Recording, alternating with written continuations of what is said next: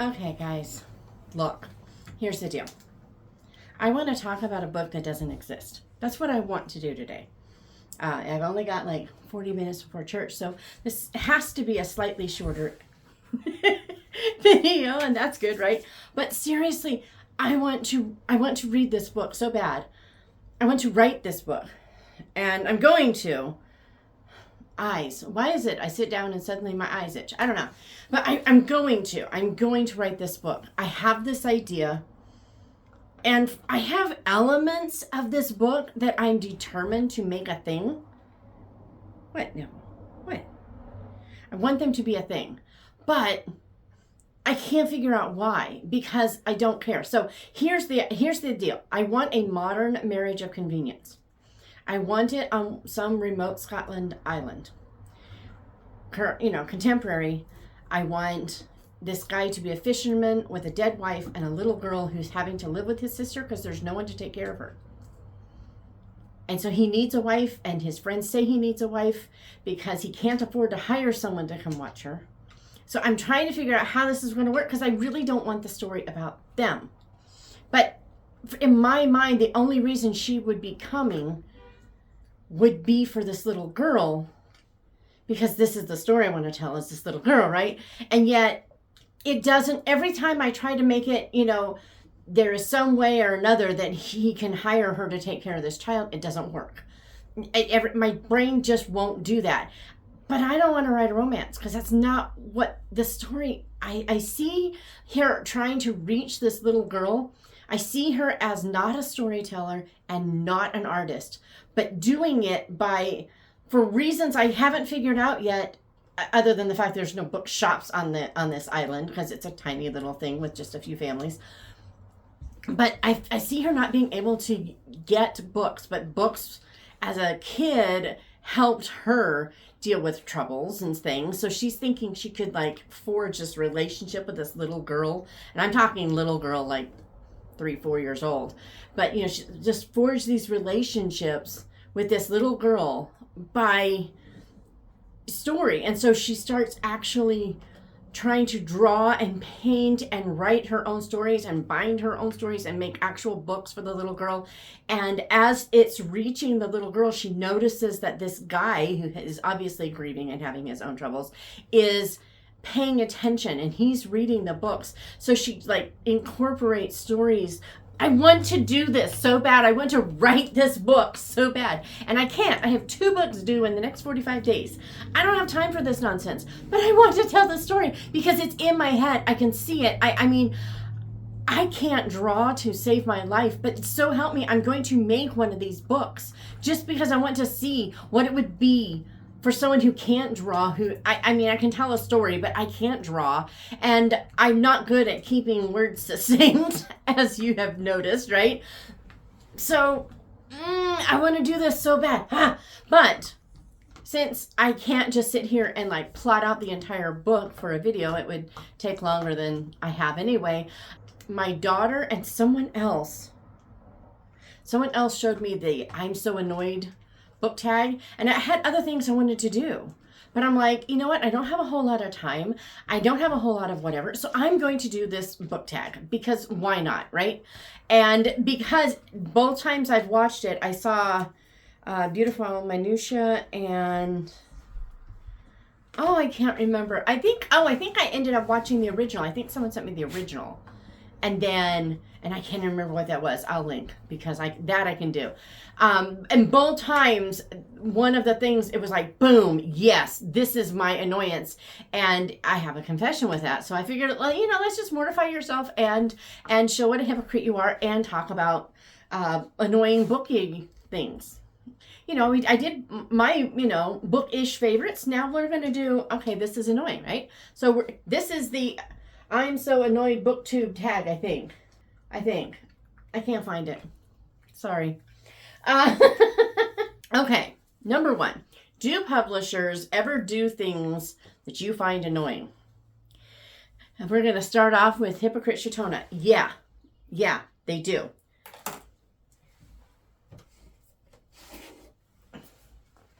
These are the Pallister novels. They're in this nice little slipcase which arrived, mind you, the seller of this set sent this in a box like at least 5 times bigger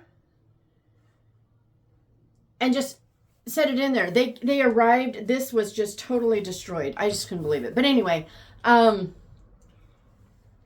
no order. There's no numbers. I have no idea which one comes first, second. I had to dig through them to find. And so I'm going to use paint this color, and I'm going to make my own numbers because there is no reason for there not to be numbers on this. So yes, that is my I'm annoyed.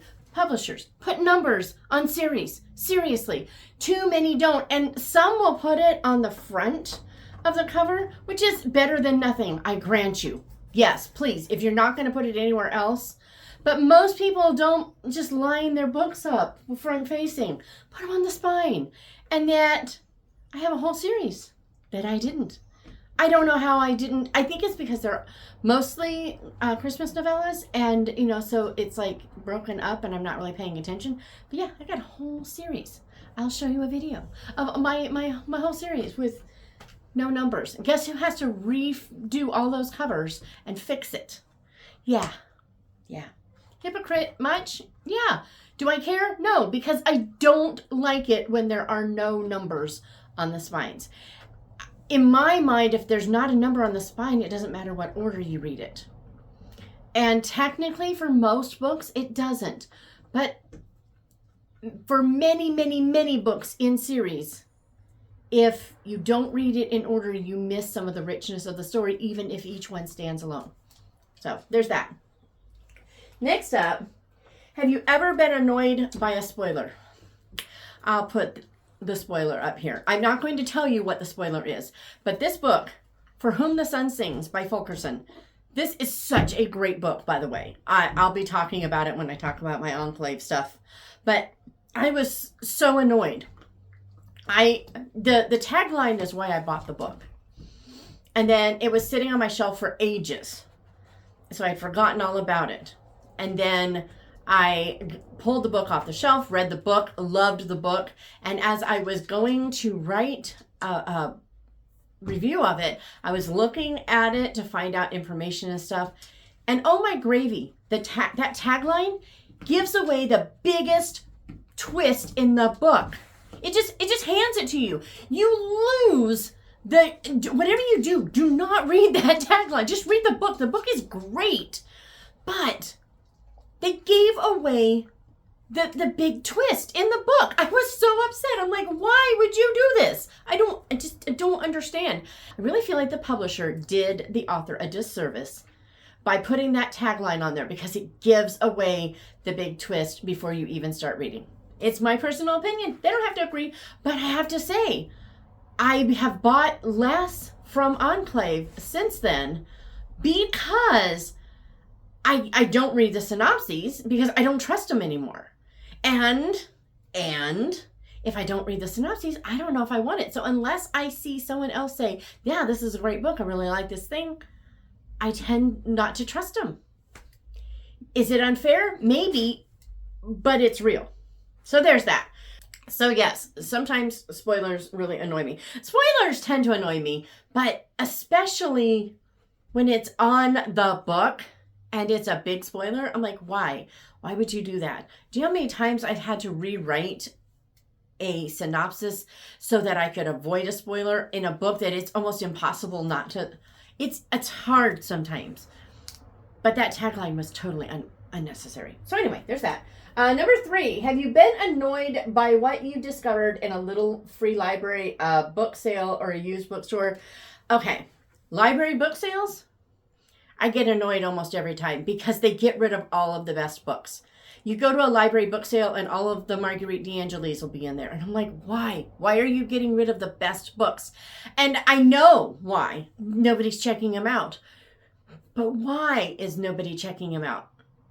Maybe that's what we need to be focused on. Yes, we have to have new books come through. Yes, we have to do it. But seriously, they push out the old so fast and get rid of and pull in a bunch of new. And again, we do want some of this, but on the other hand, if we get rid of all the old, I go into a library and I can't even find a Marguerite D'Angeli anywhere. Those books have so much richness on culture that we're losing in this country. And it's like, well, then it's obsolete. It's like, no, this is our heritage. We don't want to lose this. So it just, I'm fine, everything's fine.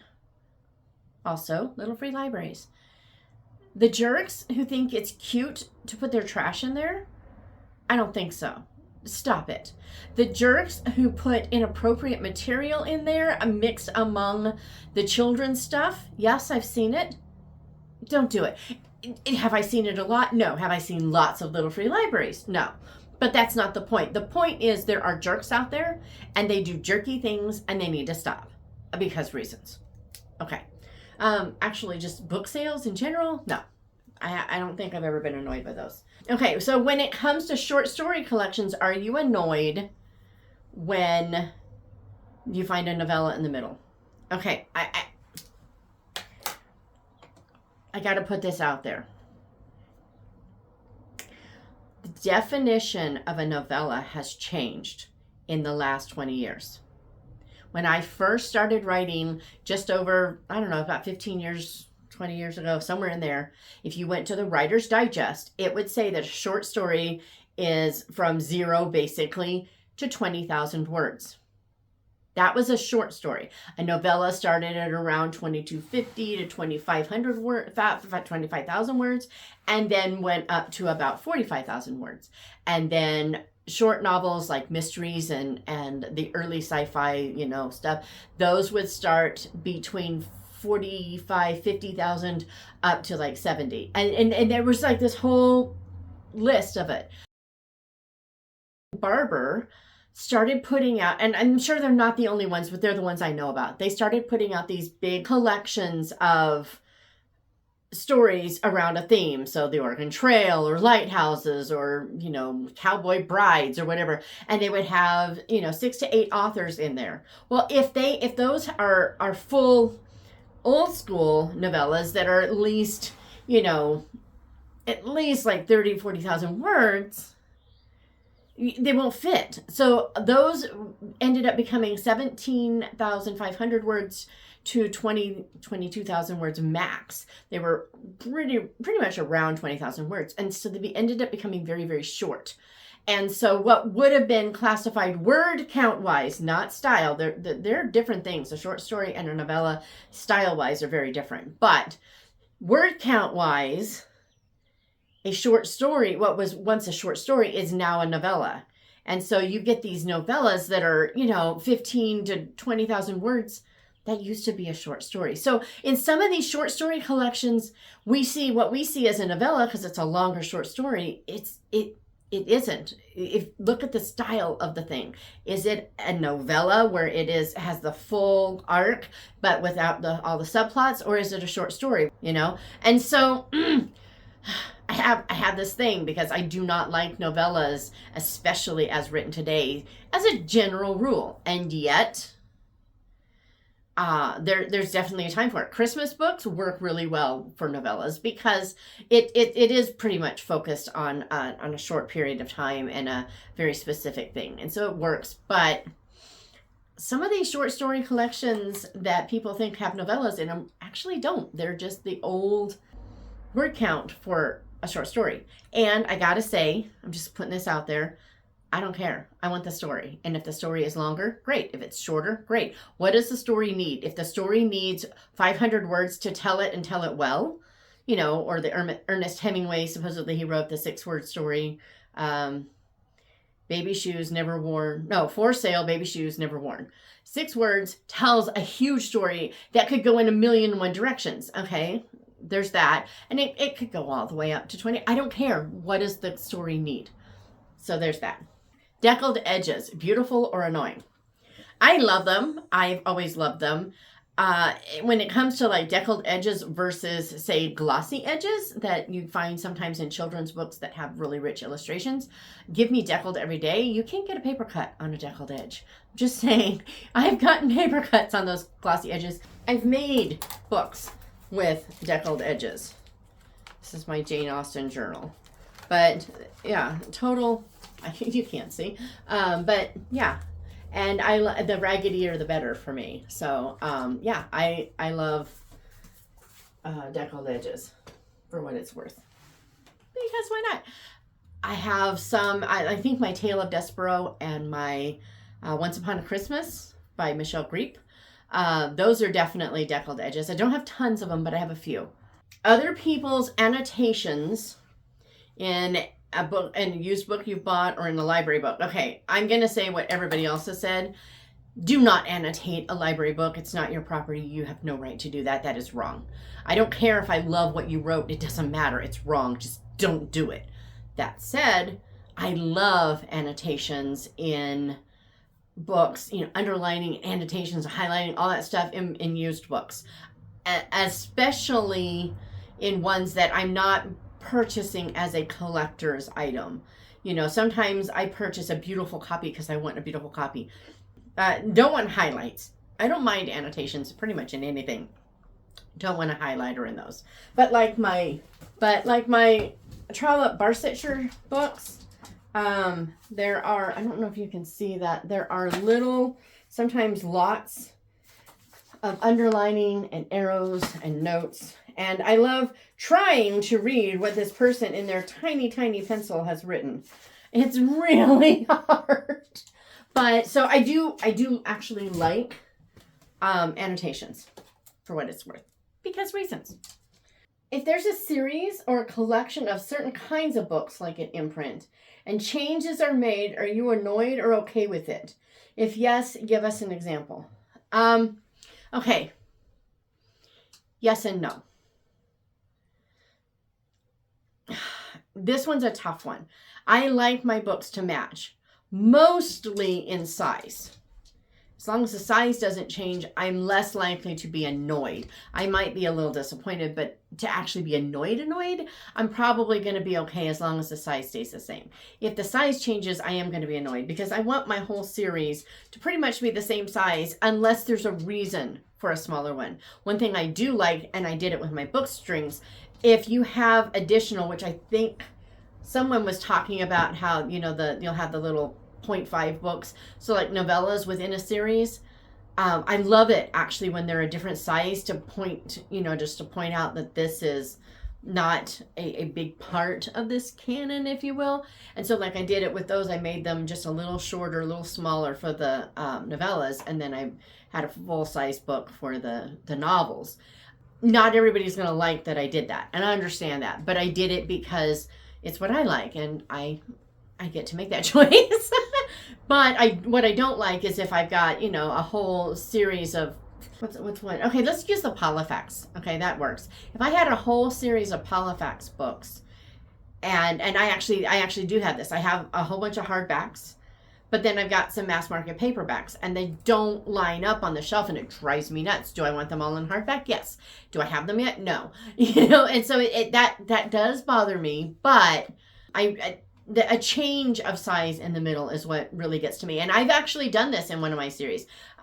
My agency file series, I had them at 6x9 trade paperback size for the first 5 books. And then I started recovering them because I realized they weren't very cohesive. And so I decided to recover them. Well, when I did that, I brought them back down to the 8.5 by 5.5. You know, when I first started publishing, you really couldn't get that size. And so I went with the size that was being used the most. Well, now 8.5 by 5.5 is used the most. So I brought down the size. But like when the next books come out, particularly the ones that continue from that series, like Induction, I didn't do it with, but I might. But like the next one is Take Cover, I think. No, I think it's Take Cover. The next one, doesn't matter. When the next one comes out, it'll come out in the 5.5 by 8.5, but I will also do an edition that is 6x9 so that it does fit on the shelf for other people. Because I switching up in the middle, I feel like it's bait and switch. I don't think publishers are doing this. Some people think publishers are doing this to basically make more money. And don't get me wrong, they love it when people will go back and buy the other books too. I'm not pretending that's not true. But that's not the primary reason. The primary reason is the cover isn't doing the book justice, and they need that cover to tell the reader what's inside it so that the right reader is grabbing that book, because for whatever reason, the cover they had is not grabbing the right readers. And that's why they do it. And so I've got a yes, no on that one. Okay. Do the decisions of characters in a novel ever annoy you? Share the book and what decisions you found annoying. Okay, so several. All of a sudden, my brain is blanking. Let me think for a second. Well, I will say that often Googe's characters annoy me. In The Scent of Water, you have a woman who falls in love with a married man. It happens. And yes, that annoys me. I don't want to read that. Except that what Googe does with it is that she then turns around and shows how someone who has had this experience lives it in a godly way. And I loved that. I really loved that. And a similar thing happens in A Bird in the Tree, where you've got a woman who has divorced her husband. She is now, it's not his brother, it's his nephew. She's now engaged to his nephew, and you're annoyed because it wasn't what I would consider to be a biblical divorce. She was bored and tired of this husband, and that was the end. And so he takes off, she takes off, and you've got this fractured family. This is not right. And so what Googe does is shows what happens when that same woman now is engaged to her ex-husband's nephew, and the trauma it causes the family, and how it is dealt with, and it is dealt with well. So yeah, it annoys the pants off me. No doubt about it. But I like it because it actually, she does a really good job at just showing real life. This is what real people do. But it doesn't mean that it's right, and this is what real people should do. She tries to lead the characters there without making them too perfect, and I do like that. Annoying, I like that. I just read the Elementary she read. That character is annoying. She does things that drive me nuts. Absolutely bonkers.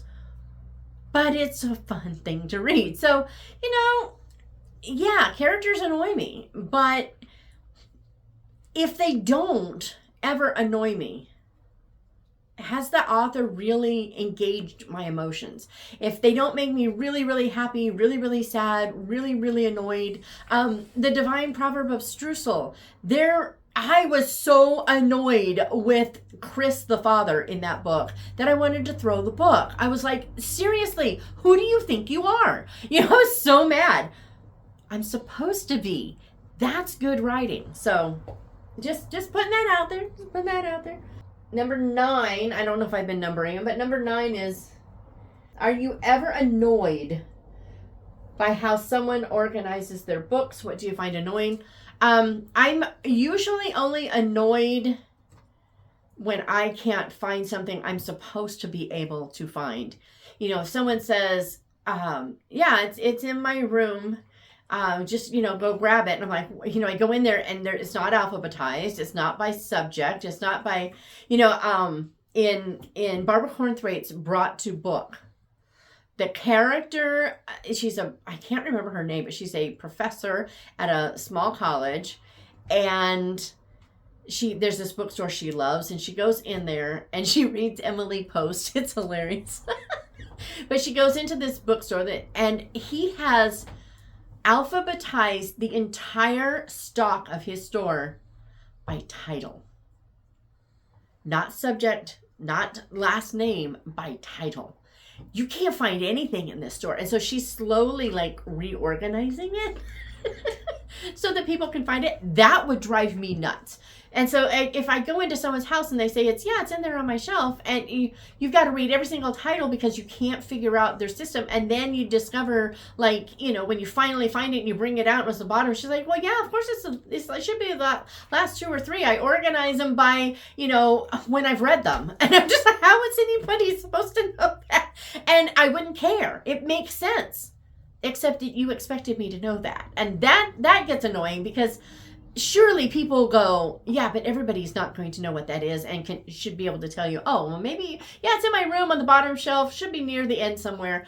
That would have made total sense. I wouldn't have thought a thing about it. But the bookshelves where they're all turned around, look, I get that it is more aesthetically pleasing to a room if there's not this clash of colors, if you have a very specific color scheme in a room that depends on, nothing clashing. Okay, I get it. That people like that, great. But that would drive me nuts if I had to live in that house. Does it bother me that you do it? No. I mean, organizing by color, they're beautiful. I wouldn't want it, except that I have one shelf that are not my books, and I will probably never read the books, but I have one shelf in the library / escape room in there that is by color. I was like, I'm just going to do this by color. Why not? They're not mine. I don't care. But, Lorna may change that around someday when she starts organizing. But until now, I have got one shelf of color, and you know what? They're almost all green. I don't know what that is about, but whatever. But yeah, mostly how you organize your books, you do you. I don't care. Okay. And grant you, I am sure people would be annoyed by how I do mine, because it's only organized in my mind by how I want to be able to go find something. Not all of it makes sense to anyone else, but I would never send you to just randomly find a book, because I know you wouldn't. Okay. Share something bookish that you find annoying. Bookish that I find annoying. Can I just point out that I'm not easily annoyed? It probably sounds like I am, but I'm really not. I'm trying to think, I'm going to think of 1,000,001 things once that camera goes off. But I don't know. How about this? This is a slight twist on it. I'm going from the author / publisher perspective here now. And I'm doing it because I know that readers find it annoying, and I'm guilty. So here's confession time. And it annoys me too. I find it annoying when you wait too long for the next book in a series and a bunch of other stuff is coming out in between. Okay, that is annoying. And I'm in the middle of that. The first advice I took on publishing was great advice. It got my name out there. People found my stuff. I had very successful, and I'm not complaining about the advice I was giving. I took it, and I would probably sort of do it again. But the advice was, she wanted me put this book out now, put this book out now, and I did, because they were all written and they just needed to be edited and put out. And I did it. But then I had a whole bunch of unfinished series that people have been waiting for a long time, because I have other things that need to come out, because I'm either involved with something with another group, or I've got this book idea that I'm passionate about and I want to write right now. And sometimes if you don't do that, you just stifle that creativity, and then you'll never get back to that other book. There's a lot of stuff going on that totally messes things up. And so I have to say, I will admit, when authors start a series and don't finish, okay, Juliana Deering, here's a great example. She writes under another name that I don't know, but Juliana Deering has the Drew Farthington mysteries. It's a pseudonym. She wrote 6 books. That's all she wrote. That annoys me. I want more from her, because she's great. So all of that kind of cycled around. Yeah, that's definitely annoying. Okay. And then number 11, I'm supposed to tag other people. Shalise, consider yourself tagged. After all, you're one of the people that pointed this out to me. So there you go. You're welcome. I think you are. I think she is. And if she's not, then I'm a liar. But I'm still doing it, because why not? But yeah, it's kind of fun to see like the opposite. We talked about favorites a little bit ago, so share in the comments or do a video or something showing your I'm so annoyed booktube thing, because this was fun. And yeah, it's nice. I can't even remember what movie that's from. Shh, don't tell my daughter. So anyway, I am going to go. It's time for church. We leave in just a few minutes. But how about you? What you been reading? As of what I'm reading, I have finished a few books, like 3 or 4 books, I think. One middle grade. I finished Paper Wishes. I finished whatever that. Oh, Meet the Malones. I finished Meet the Malones. Stay tuned for about that. I finished a couple of mysteries. The Next Floor of Steel, I know, is one of them. I can't remember what else. I'm in the middle of The Lost Property Office. Guys, this book, The Lost Property Office. If you want a good middle grade March read, just go get it. It's like the whimsy and the world of Harry Potter sans the magic. It has nothing to do with witches, wizards, or anything like that, but it has that feel. Meets Warehouse 13, if you've seen the TV show. Meets and kind of all that set in almost a combination contemporary setting / steampunk thing. It's super cool. I'm loving it so much. I'm also reading The Lost Year. It's breaking my heart. Just saying, it's breaking my heart. And I'm reading the Barchester Towers. And I'm just getting to the point where I'm actually liking it. The first parts of his books, I don't get into very quickly. And then still reading The Baron's Apprentice from George MacDonald. And I've just put Sarah's Trek up there. So I figure if I'm going to be reading The Lost Year with the Ukrainian famine, then I want to read The Mennonites in, I think it's World War II or just before World II with the Ukrainian. And I'm like, yeah, let's just read it all. So yeah, that's what I'm reading. Lots of fun.